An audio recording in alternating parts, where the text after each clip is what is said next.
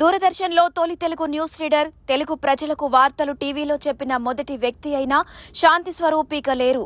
భాష, ఉచ్చారణలో స్పష్టత, గంభీరమైన గొంతు, వార్తకు తగ్గట్లుగా అందులో గాంభీర్యాన్ని, ఉద్వేగాన్ని ఒలికిస్తూ వార్తలు చదివే తీరు, వివిధ అంశాలపై వారికున్న అద్భుతమైన అవగాహన వంటి వాటితో తెలుగు వీక్షకులకు చేరువైన శాంతి స్వరూప్ ఏప్రిల్ 5న అనారోగ్యంతో కన్నుమూశారు.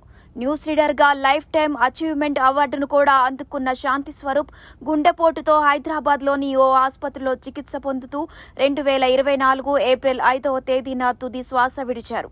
ఆయనకు భార్య, 2 కుమారులు ఉన్నారు.